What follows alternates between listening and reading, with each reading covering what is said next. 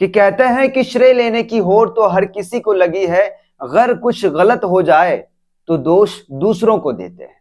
नमस्कार दोस्तों, पूर्णिया एयरपोर्ट को लेकर इस वक्त एक विवाद छिड़ा हुआ है। जिधर देखे पूर्णिया की जनता हो या पूर्णिया के नेता हो या फिर पूर्णिया के व्यवसायी या फिर कोई आम आदमी से लेकर विशेष आदमी, वीआईपी से लेकर वीवीआईपी लोग इस वक्त चर्चा कर रहे हैं कि आखिर पूर्णिया में जो एयरपोर्ट बनने की स्वीकृति मिली है उसको लेकर के जो आवंटन हो रहा है या फिर अंतरिम भवन का जो निर्माण किया जाना है, जो शुरू हुआ है, उसका श्रेय किसे जाएगा। अब नेताओं में भी श्रेय लेने की होड़ मची हुई है। एक तरफ पप्पू यादव है जो कह रहे हैं कि मेरे अथक प्रयास से पूर्णिया एयरपोर्ट का काम शुरू हुआ है या पूर्णिया से हवाई सेवा शुरू होगी, तो वहीं दूसरी तरफ जदयू के नेता संतोष कुशवाहा हैं जो जदयू के टिकट पर पूर्व सांसद भी पूर्णिया के हैं। अब वो कह रहे हैं कि मेरे प्रयास से हुआ है, माननीय मुख्यमंत्री बिहार नीतीश कुमार के प्रयास से हुआ है और प्रधानमंत्री नरेंद्र मोदी के प्रयास से हुआ है या फिर उनके द्वारा हुआ है या उनकी वजह से हुआ है। लेकिन अब जनता बीच में फंसी हुई है, असमंजस की स्थिति में है कि आखिर इसका श्रेय किसे दिया जाए। आखिर इस बनाने को लेकर किसकी सराहना की जाए और किसकी मुखालिफत की जाए और किसके बारे में यह बताया जाए कि किसने काम नहीं किया है। क्योंकि जैसा कि आप सभी को पता ही होगा कि पप्पू यादव जब चुनाव लड़ रहे थे, जो अभी चुनाव जीते हैं, तो उन्होंने वादा किया था कि मैं जब चुनाव जीतूंगा तो सबसे पहला मेरा काम होगा पूर्णिया में एयरपोर्ट बनाना, यहां से भ्रष्टाचार को दूर करना, जो करप्शन फैला हुआ है, जो घूसखोरी चलता है, वो चाहे ब्लॉक में हो, अस्पताल में हो, डॉक्टर के पास हो या फिर अन्य जगहों पे हो, उन सभी काम खात्मा करेंगे। बिजली की व्यवस्था जो है, बिजली में जो समस्याएं हैं उसको सुचारू रूप से चलाने का हम काम करेंगे। और ये 3 महीने का उन्होंने समय मांगा था और इस 3 माह में पप्पू यादव ने कुछ किया भी है, बहुत कुछ किया है और अभी बहुत कुछ करना बाकी है। लेकिन इसी बीच अब पेंच आकर फंस गया है पूर्णिया एयरपोर्ट पर। जब एक तरफ पप्पू यादव पूर्णिया एयरपोर्ट का केक काट रहे हैं तो दूसरी तरफ संतोष कुशवाहा जो पूर्व सांसद है पूर्णिया के, वो कह रहे हैं कि ये मेरे वजह से हुआ है, हमने सदन में बार बार आवाज उठाई है और लगातार मुख्यमंत्री से हमने इसकी मांग जो है कि की है और मेरे रीजन में पास हुआ है। भले ही पप्पू यादव के रीजन में आकर इसका निर्माण कार्य शुरू हुआ हो या फिर जो है कि यहाँ से हवाई सेवा शुरू हो। अब कुछ और भी ऐसे लोग सामने आ रहे हैं जो कह रहे हैं कि ये मेरे वजह से हुई है, लेकिन सच में क्या है, किसके वजह से है, वो आप इस वीडियो को देखेंगे तो आपको पता जरूर चल जाएगा। लेकिन यहाँ पे एक शायरी जो है वो बिल्कुल सटीक बैठती है कि कहते हैं कि श्रेय लेने की होड़ तो हर किसी को लगी है, अगर कुछ गलत हो जाए तो दोष दूसरों को देते हैं। मतलब श्रेय लेने की होड़ तो अभी सभी में मची ही है, लेकिन अगर इसी में कुछ गलत हो जाए तो दोष दूसरों पर जो है कि थोपते हैं। और ये एक हकीकत है, इसे कोई छुपा नहीं सकता, इसे कोई मिटा नहीं सकता है। ये इस दुनिया की हकीकत है जो इस लाइन में दिख रहा है। मान के चलिए कि अभी पूर्णिया एयरपोर्ट की जो है मांग स्वीकृति मिली है, अंतरिम भवन का निर्माण जो है कि वो किया जाना है, शुरू हो गया है। लेकिन अगर उड़ान भरते वक्त भी, उड़ान भरते समय तक भी कुछ अगर इसमें कुछ गलतियां सामने आ जाती है तो वो उनकी दोष जो है कोई अपने सर पर लेना नहीं चाहेगा, हमेशा दूसरों को देंगे। लेकिन खैर वो अलग विषय है। हम पूर्णिया एयरपोर्ट पर बात कर रहे थे। तो दोस्तों, अब पूर्णिया एयरपोर्ट को लेकर पप्पू या जब संतोष कुशवाहा ने इसका कटाक्ष किया है, उन्होंने इसका श्रेय लेने की कोशिश की है, तो अब पप्पू यादव भी सारा पुर्जा जो है, पर्चा जो है खोल के उन्होंने मीडिया के सामने दिखा दिया है। लाइव प्रेस वार्ता में उन्होंने सारा कुछ एविडेंस दिखाया है, कुछ बातें उन्होंने कही है जो हम आप तक बताने का प्रयास करेंगे आपको और पहुंचाने का भी प्रयास करेंगे कि आखिर पप्पू यादव का क्या कहना है, वो क्या कुछ कह रहे हैं इसको लेकर के। एक तरफ जहां संतोष कुशवाहा कह रहे हैं कि बेगाने की शादी में अब्दुल्ला दीवाना, वो पप्पू यादव को टारगेट कर रहे हैं, तो वहीं अब पप्पू यादव पलटवार करके प्रेस वार्ता करके वो कह रहे हैं कि जिस समय हमने राजनीति शुरू की उस समय तो उसका नामो निशान नहीं था या फिर उनकी जन्म भी नहीं हुई थी। इसमें कहीं को दोहराय नहीं है कि संतोष कुशवाहा पप्पू यादव से जूनियर है, वो एज के मामले में हो या फिर सांसद कितनी बार रहे हैं इस मामले में। मैं थोड़ा सा आपको बैक ले जाना चाहूंगा। सबसे पहले पप्पू यादव के बारे में बताना चाहूंगा। पप्पू यादव का जो डेट ऑफ बर्थ यानी उसकी जो जन्म हुई थी 24 दिसंबर 1967 या 1969, ये कुछ थोड़ा सा कंफ्यूजन है। इस बीच जो है कि उसकी जन्म हुई थी। 1967 भी हो सकता है, 1969 भी हो सकता है। पप्पू यादव की जन्म है। वही अगर बात करें संतोष कुशवाहा की, तो संतोष कुशवाहा की जो है कि 5 फरवरी 1976 में उसकी जन्म हुई थी। और ये एमएलए जो बने थे 2010 में, पहली बार एमएलए बने थे।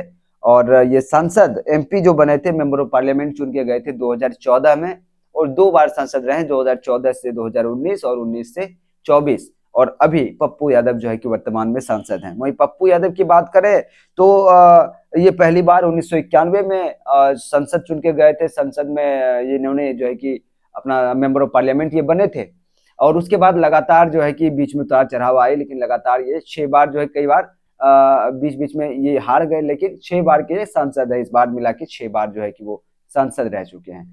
तो इस तौर पर भी अगर देखा जाए तो उससे सीनियर है। लेकिन बात यहाँ सीनियर और जूनियर की नहीं है, बात यहाँ पे है कि आखिर सबसे पहले किसने पूर्णिया एयरपोर्ट को लेकर मांग उठाई थी, इसकी मांग की थी, सदन में हो या फिर जहां भी जो जहां पर भी हो, मांग किसने की थी।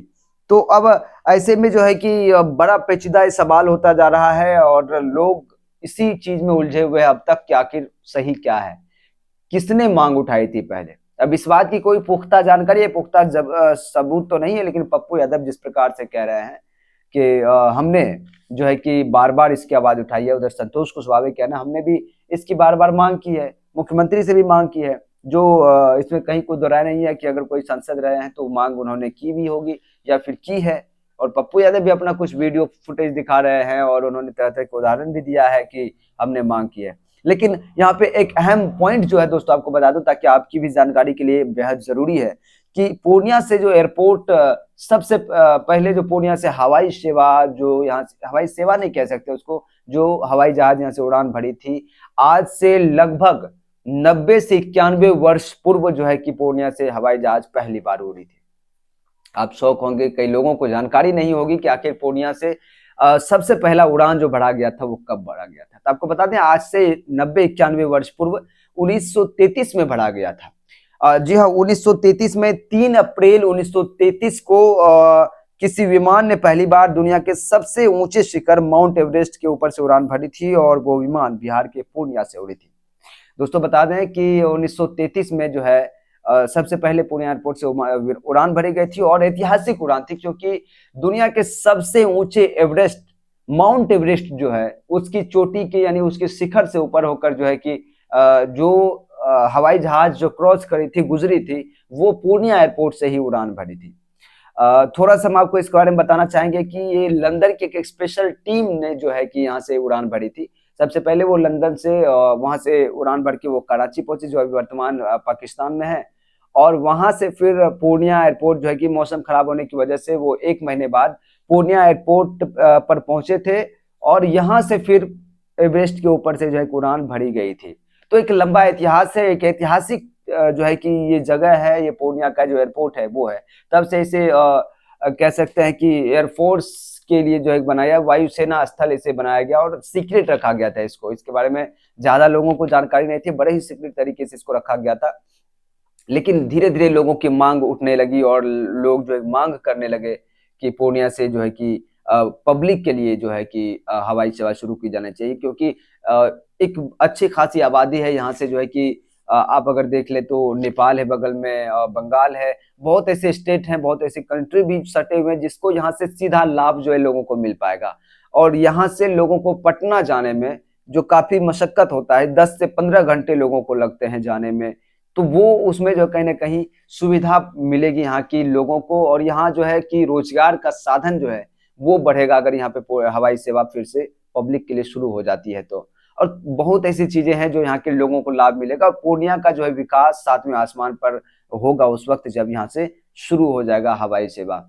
तो कई बार ऐसे जो है कि लोग, कई ऐसे मुख्य लोग हैं जिन्होंने कहा है कि हमें दिल्ली से पटना तो 1 से 2 घंटे में हम सफर कर लेते हैं, लेकिन पटना से जब पूर्णिया आना होता है या फिर पूर्णिया से जब पटना जाना होता है तो 10 से 15 घंटे का सफर हमको ट्रेन से करना पड़ता है, या फिर बाय रोड अगर जाते हैं तो वो भी उसको काफी स्ट्रगल करना पड़ता है। इसलिए उन लोगों को और उन सभी लोगों को जो है कि सुविधा यहाँ से मिलेगी अगर ये एयरपोर्ट का निर्माण हो जाता है तो।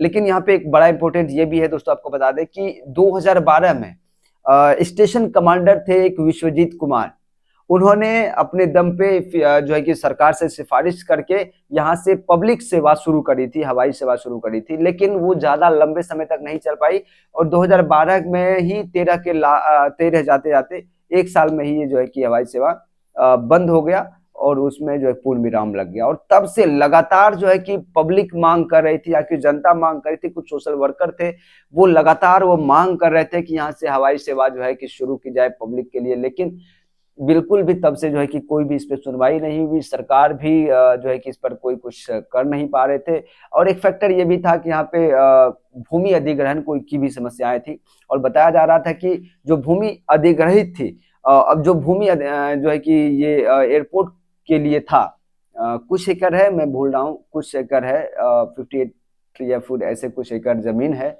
जो एयरपोर्ट के लिए है, लेकिन उसमें जो एयरपोर्ट के जो है कि इस्तेमाल में या फिर उसके कब्जे में जो है वो सारी की सारी जमीन नहीं है। और ऐसा इसमें डिले इसलिए भी हुआ क्योंकि वहाँ के किसान जो हैं आसपास के, कुछ जमीन जो है कि प्राइवेट जमीन जो है, जो किसानों की जमीन है, उसको भी अधिग्रहित जो है कि कर लिया गया था, जिसको लेकर वो लगातार मांग उठा रहे थे सरकार तक, अपनी बातों को भी पहुंचाए कि जिस जमीन को उत्तर की दिशा में लिया जाना था वो उत्तर में दिशा में नहीं लेकर के दक्षिण में ले लिया, क्योंकि उत्तर की दिशा में कुछ बाहुबली या फिर कुछ जो है कि बड़े जमींदार का जमीन पड़ता था, इसके वजह से गरीबों की जमीन को अधिग्रहित कर लिया गया था, जिसकी वजह से ये मामला और भी लटकता चला गया। लेकिन अंततः अब जो है कि उड़ान भरी गई है। लेकिन आपको बता दें कि क्रेडिट तो सब लेने के लिए तैयार हैं और यहाँ तक कि इस एयरपोर्ट का निर्माण अब शुरू हो रहा है, लेकिन अमित शाह